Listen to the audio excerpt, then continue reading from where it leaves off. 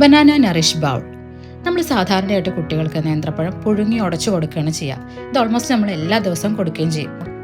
അപ്പോൾ അതവർക്ക് മടുക്കാനുള്ള ചാൻസും കൂടുതലാക്കുകയല്ലേ ചെയ്യുന്നത്. ഇതൊന്ന് ഒഴിവാക്കാൻ വേണ്ടി നമുക്കിതിൻ്റെ ടേസ്റ്റും ന്യൂട്രീഷനും ഒക്കെ ഒന്ന് എൻഹാൻസ് ചെയ്യുന്ന രൂപത്തിൽ ഇതിനെ ചെറുതായിട്ടൊന്ന് ട്വിസ്റ്റ് ചെയ്തിട്ടെടുത്താലോ. അതിന് വേണ്ടിയിട്ട് ഒരു നേന്ത്രപ്പഴം തൊലി കളഞ്ഞ് ചെറുതായിട്ട് അരിഞ്ഞ് ഒരു മിക്സിയുടെ ജാറിലേക്ക് ആഡ് ചെയ്ത് കൊടുക്കുക. അതിലേക്ക് കുറച്ച് ഫോർമുല മിൽക്കാണ് ഞാൻ ഇവിടെ ആഡ് ചെയ്യുന്നത്. വെള്ളം വേണമെങ്കിൽ ആഡ് ചെയ്യാം കേട്ടോ.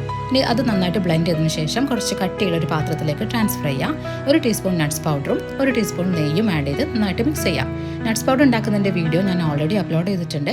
കാണാത്ത ആൾക്കാരുണ്ടെന്നുണ്ടെങ്കിൽ ഡിസ്ക്രിപ്ഷൻ ബോക്സിൽ എൻ്റെ ലിങ്ക് കൊടുത്തിട്ടുണ്ട്, കയറി കാണണേ. അതിനുശേഷം ഇതിനെ നമ്മൾ സ്റ്റൗ ടോപ്പിൽ വെച്ചിട്ട് നന്നായിട്ട് കുറുക്കിയെടുക്കാം.